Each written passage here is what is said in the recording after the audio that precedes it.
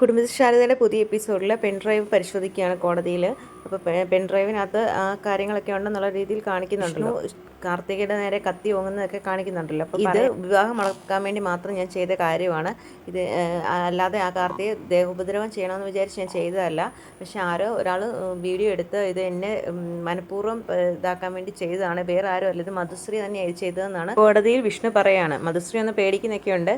അപ്പോഴേക്കും അമീർ അബ്ദുള്ള പറയാണ്, മറ്റുള്ള ആൾക്കാരെ ഇതിലേക്ക് വലിച്ചഴക്കേണ്ട കാര്യമില്ല, തൻ്റെ തെറ്റ് മറയ്ക്കാൻ വേണ്ടി മറ്റാൾക്കാരെ ഇതിലേക്ക് വലിച്ചഴക്കുന്നതാണ് പ്രതിഭാഗം വക്കീൽ പറയുന്നത് വെച്ച് ഈ പ്രതി ഇങ്ങനെ പറയുന്നതാണെന്നൊക്കെ അമീർ അബ്ദുള്ള പറയാണ്. അർജുൻ ഒബ്ജക്ഷൻ പറയാണ്, എൻ്റെ കക്ഷിയെ മനഃപൂർവ്വം തെറ്റുകാരനാക്കാൻ വേണ്ടിയിട്ട് മനഃപൂർവ്വം എടുത്തൊരു വീഡിയോ ആണ്. ഇതിനകത്ത് കാർത്തിയെ ദേഹോപദ്രവം ചെയ്യുന്ന കാര്യങ്ങളൊന്നും ഇതിനകത്ത് കാണിക്കുന്നില്ല. ഇതിപ്പോൾ മനഃപൂർവ്വം മുൻകൂട്ടി തയ്യാറാക്കി എടുത്തൊരു വീഡിയോ ആണ്. ദാറ്റ്സ് ഓൾ യുവർ ഓണർ എന്ന് അർജുൻ പറയും. അപ്പോഴേക്കും അർജുൻ അവിടെ പോയിരിക്കും. അപ്പോഴേക്കും കോടതി ചോദിക്കുകയാണ്, പ്രതിയാക്കപ്പെട്ട വിഷ്ണു ഇത് ചെയ്തിട്ടില്ലെന്നുള്ളതിന് തെളിവ് എന്തെങ്കിലും നിങ്ങളുടെ കയ്യിലുണ്ടോ എന്ന് കോടതി ചോദിക്കുകയാണ്. അപ്പോൾ അർജുൻ പറയാണ്, യെസ് യുവർ ഓണർ എന്ന് പറഞ്ഞിട്ട് നമ്മുടെ ഇന്നലെ ശാലിനിയിൽ കിട്ടിയ ആ ബ്രേസ്ലെറ്റ് എടുത്ത് കാണിക്കുകയാണ്.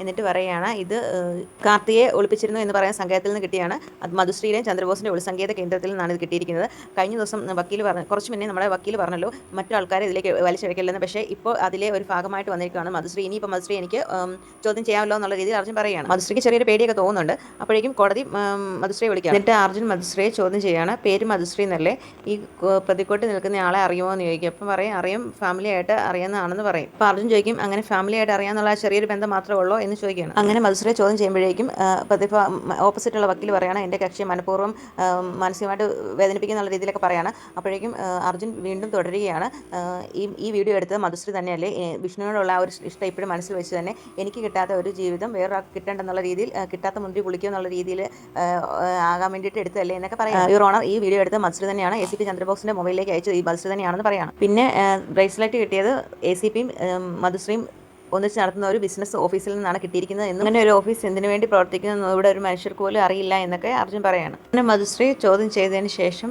സ്വർണ്ണക്കടക്കാരനെ വിളിക്കുകയാണ്. എന്നിട്ട് അയാളുടെ പേര് കാര്യങ്ങളൊക്കെ ചോദിക്കുകയാണ്. എന്നിട്ട് ചോദിക്കും, ഈ ബ്രേസ്ലെറ്റ് നിങ്ങളുടെ കടയിൽ നിന്ന് എടുത്താണോ എന്ന് ചോദിക്കുകയാണ്. അപ്പോൾ പറയാം, അതെ, ഇത് ഞങ്ങളുടെ കടയിൽ നിന്ന് എടുത്ത സത്യാമ്മ വന്നെടുത്താണ്, ഈ കല്യാണം നടക്കുന്നതിന് 2 ദിവസം മുന്നേ ആയിട്ട് വന്നെടുത്താണ്. അപ്പോൾ ചോദിക്കും, എങ്ങനെ ഇവരെ പരിചയം ഉണ്ടെന്ന് ചോദിക്കുമ്പോഴറിയാം, അവരെൻ്റെ ഫാമിലി ഫ്രണ്ട് കൂടെയാണ്, അതുപോലെ തന്നെ സത്യാമ്മ നന്നായിട്ട് അറിയാം, അതുകൊണ്ടാണ് ഈ ബ്രേസ്ലെറ്റ് ഓർത്തിരിക്കുന്നതെന്ന് പറയാണ്.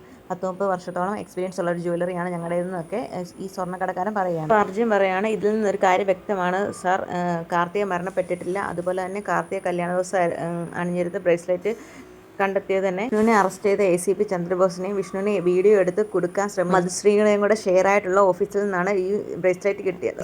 നിർണായകമായ തെളിവാണ്. ഇനിയിപ്പം കോടതിക്ക് മനസ്സിലായി കാണുമല്ലോ എന്ന് ഞാൻ പ്രതീക്ഷിക്കുന്നു. ഈ കൊലക്കുറ്റം കെട്ടിച്ചമച്ചതാണെന്നും എൻ്റെ കക്ഷിയുടെ മേൽ കെട്ടിവെച്ചതാണെന്നും ഞാനിവിടെ അറിയിച്ചുകൊള്ളു. ഞാൻ ഇപ്പോഴും പറയുന്നു, കാർത്തിക മരണപ്പെട്ടിട്ടില്ല, പ്രതിയായി നിൽക്കുന്ന എൻ്റെ കക്ഷി വിഷ്ണു നിരപരാധിയാണ് യുവർ ഓണർ എന്ന് പറയുമ്പോഴേക്കും അമീർ അബ്ദുള്ള ഒബ്ജക്ഷൻ പറയുക. അപ്പോൾ പിന്നെ നെട്ടൂർ പാലത്തിനടിയിൽ കത്തിക്കരിഞ്ഞ് കണ്ടെത്തിയ ബോഡി ആരുടേതാണ്?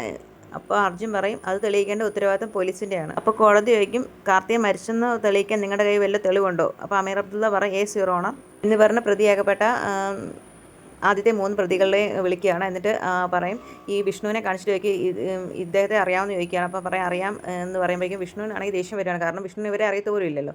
നുണയായിട്ടുള്ള കാര്യം പറയുമ്പോൾ വിഷ്ണുവിന് ദേഷ്യം വരികയാണ്. എങ്ങനെ അറിയാമെന്ന് ചോദിക്കും, പറയാണ്, കാർത്തിയെ പെട്രോൾ ഒഴിച്ച് കൊല്ലാൻ വേണ്ടി ഞങ്ങൾ കൊട്ടേഷൻ തന്ന ആളാണെന്ന്. അപ്പോൾ വിഷ്ണു പറയും, ഇത് പച്ചക്കള്ളമാണെന്ന്. അപ്പോഴേക്കും വീണ്ടും പറയാണ്, നിങ്ങളുടെ വക്കീൽ നിങ്ങളെ പറഞ്ഞു പഠിപ്പിച്ച് എങ്ങനെയായിരിക്കും, പക്ഷേ ഉള്ള സത്യം ഇതാണല്ലോ എന്ന് പറഞ്ഞ് വീണ്ടും അമീർ അബ്ദുള്ള തുടരുകയാണ്. അപ്പോഴേക്കും നിങ്ങൾക്ക് കാർത്തിയെ കൊല്ലാൻ വേണ്ടി എന്തെങ്കിലും തന്നിരുന്നോ എന്ന് ചോദിക്കും. പറയും, യെസ് തന്നിരുന്നു എന്ന് പറയും. അപ്പം എല്ലാവരും ഞെട്ടിപ്പോവാണ്. അപ്പോഴേക്കും പറയാം, എന്താ തന്നെന്ന് ചോദിക്കും. പറയാം, 50,000 രൂപ തന്നു, ഒരു അമ്പലത്തിൻ്റെ വാതിക വെച്ചാണ് തന്നത്, ആരും കാണുന്നതിന് മുന്നേ പൊക്കോളാൻ എന്നുള്ള രീതി പറഞ്ഞ് ഞങ്ങൾ പോവുകയായിരുന്നു എന്ന് പറയും. അപ്പോൾ അമീർ പറയാണ്, സ്നേഹിച്ച് കൂടെ കൂട്ടിയ പെൺകുട്ടിയെ നിഷ്കരണം കൊല്ലാൻ ഒരു മടിയില്ലാത്ത ആളാണ് പ്രതിക്കൂട്ടിൽ നിൽക്കുന്നത്. ഞാൻ അറിഞ്ഞിടത്തോളം സ്ത്രീ ഇയാൾക്കൊരു ബലഹീനതയാണ്. സ്ത്രീയെ സ്നേഹിച്ച് വലയ വീഴ്ത്തി അവരിൽ നിന്ന് കിട്ടാവുന്ന എല്ലാം സ്വന്തമാക്കി കഴിഞ്ഞാൽ പിന്നെ അവരെ കൊല്ലാൻ വേണ്ടി എന്ത് കളിയും കളിക്കുന്ന തന്ത്രശാലിയായ ഒരു കുറുക്കനാണ്. പിന്നെ വിഷ്ണുവിൻ്റെ പഴയ ഗുണ്ടായിട്ടുള്ള കാര്യങ്ങളൊക്കെ അമീർ പറയാണ്. അപ്പോൾ ഇതെല്ലാം കേൾക്കാൻ വിഷ്ണുവിന് നല്ല ദേഷ്യം വരുവാണ്. അമീർ പറയാണ്, എനിവേ ക്രൂരവും പൈശാചികവുമായ ഇങ്ങനെയുള്ള കൊലപാതകം പ്രേരിപ്പിച്ച വിഷ്ണുവിനെതിരെ ഇന്ത്യൻ ശിക്ഷാ നടപടി സ്വീകരിക്കാവുന്ന ഏറ്റവും വലിയ ശിക്ഷ തന്നെ കൊടുക്കണമെന്ന് ഞാൻ അപേക്ഷിക്കുന്നു എന്ന് പറയാണ്. പിന്നെ അർജുൻ പ്രതികളോട് ചോദ്യം ചെയ്യുകയാണ്. അപ്പം അവരുടെ പേരൊക്കെ വിളിച്ച്, എൻ്റെ കക്ഷി വിഷ്ണു പറഞ്ഞ പ്രകാരം കൊട്ടേഷൻ ഏറ്റെടുത്താണ് നെട്ടൂർ പാലത്തിനടി കാർത്തികയുടെ ശരീരം പെട്രോൾ ഒഴിച്ച് കൊന്നതല്ലേ എന്ന് ചോദിക്കുകയാണ്. അപ്പോൾ അവർ പറയും, അതെ. അപ്പോൾ അർജുൻ, ജഡം കത്തിക്കരിഞ്ഞെന്ന് ഉറപ്പാണ്? അതെ, ഉറപ്പാണ്, മുഴുവൻ കത്തിക്കരിഞ്ഞിട്ടാണ് സാറേ ഞങ്ങൾ അവിടുന്ന് പോയത്. അതിന് എൻ്റെ കക്ഷി 50,000 രൂപ നിങ്ങൾക്ക് പ്രതിഫലമായിട്ട് തന്നു, ബാക്കി 1 ലക്ഷം രൂപ തരാമെന്ന് പറഞ്ഞു. അവർ പറയണം അതേന്ന്. പിന്നെ അടുത്ത് അർജുൻ ചോദിക്കുകയാണ് അന്ന് കാർത്തിക ധരിച്ച ഡ്രസ്സ് ഏതാണെന്ന്. അപ്പോൾ അവിടെ 3 പേരിൽ ഇടയ്ക്ക് നിൽക്കുന്ന ഒരാളോടാണ് ചോദിക്കുന്നത്.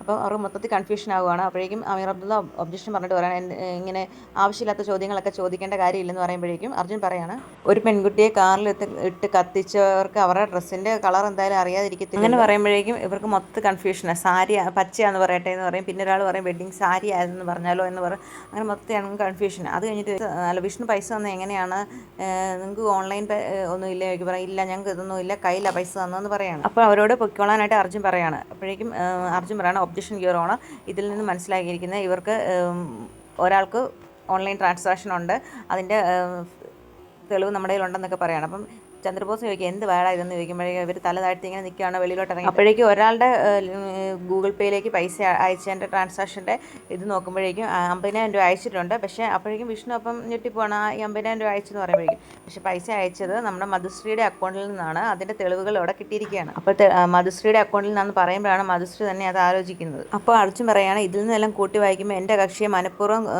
കുരുക്കാൻ വേണ്ടി അധികാരത്തിൻ്റെ പവറുള്ള ഒരു പോലീസ് ഉദ്യോഗസ്ഥൻ മധുശ്രീ എന്ന സ്ത്രീയുടെ വൈരാഗ്യ ബുദ്ധിയുമാണ് ഇതിന് കാരണമെന്ന് അർജുൻ പറയാണ്. പിന്നെ കൊലപാതകം നടന്നെന്ന് പറയുന്ന സമയത്ത് എൻ്റെ കക്ഷി വിഷ്ണു വിവാഹ മണ്ഡപത്തിലായിരുന്നു എന്നും അമ്പലത്തിലെ CCTV ഫുട്ടേജുകൾ തെളിവായിട്ടുണ്ടെന്ന് പറയാണ്.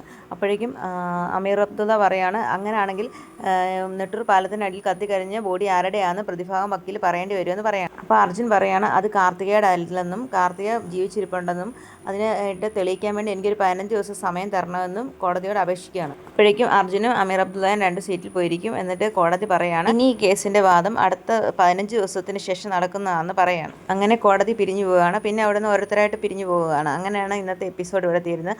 അപ്പോൾ നമ്മുടെ പ്രമോയുടെ വീഡിയോ ഇഷ്ടപ്പെട്ടിട്ടുണ്ടെങ്കിൽ ഉറപ്പായിട്ട് ലൈക്ക് ചെയ്യണം. എങ്കിൽ മാത്രം നമ്മൾ അടുത്തടുത്ത പ്രമോ ഇട്ട് കുറച്ചുകൂടെ അടിപൊളിയാക്കി നമ്മൾ പറയുന്നതായിരിക്കും. അതുപോലെ ചാനലിനകത്ത് വീഡിയോ ചാനലിൽ തന്നെ കാണാൻ മറക്കരുത്.